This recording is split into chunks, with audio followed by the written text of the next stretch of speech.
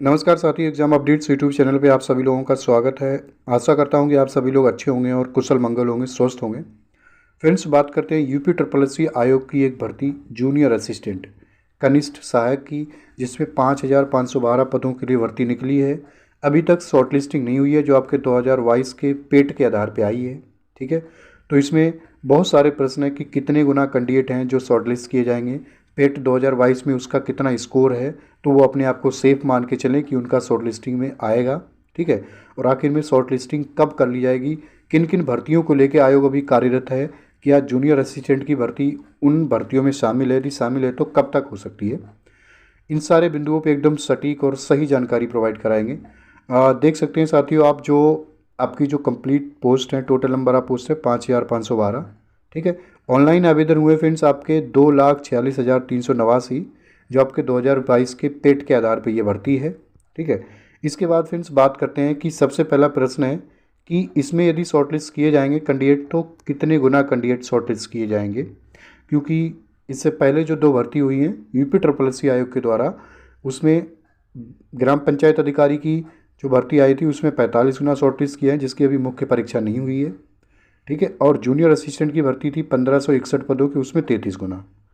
तो देखो, मैं आपको ये शायद एक वीडियो के माध्यम से पहले मैंने बताया भी है। जो भी हमारे साथी हैं उनके यदि कन्फ्यूज़न है उनके कितने मार्क्स हैं कम से कम 2022 के पेट में, तो वो चांस उनके हैं, संभावना है कि 33 गुना यदि बुलाते हैं तभी भी उनका नंबर आ जाएगा।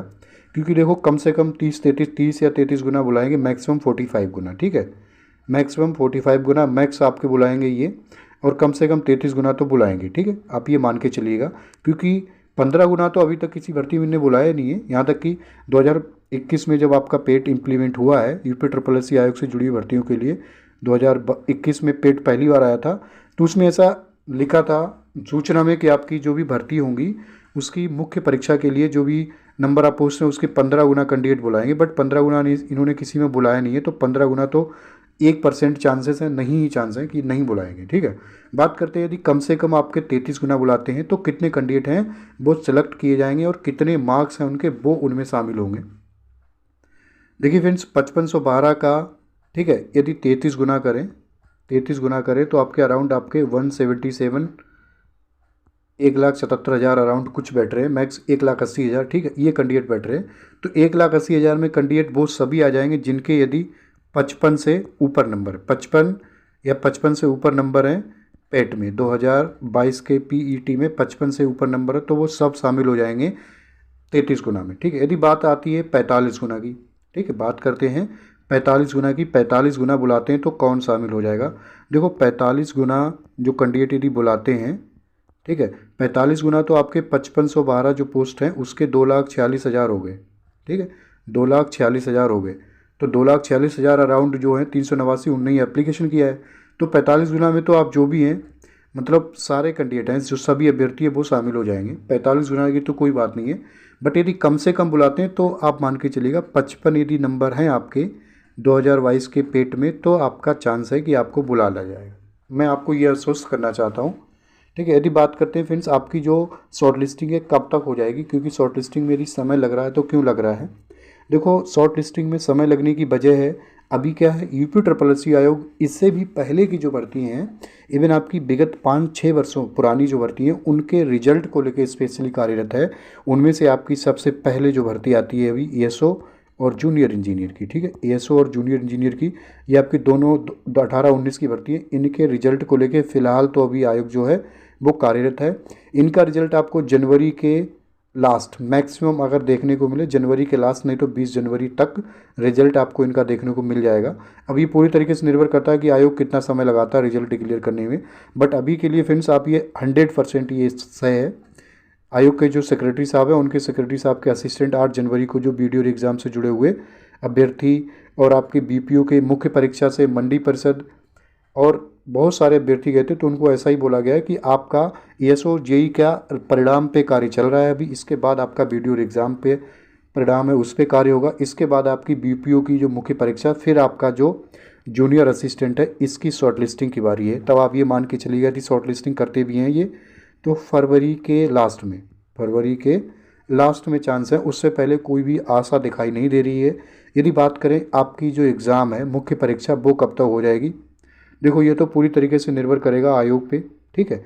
यदि हाँ लेखपाल की तरह शासन के कुछ ऐसे दिशा निर्देश रहे कि आपकी जूनियर असिस्टेंट की पदों की संख्या ज़्यादा है, ठीक है, तो ज़्यादा कैंडिडेट शामिल होंगे, कहीं न कहीं लोकसभा के जो 2024 के चुनाव हैं उस पर ये पॉजिटिव और सही इमेज लाएगी।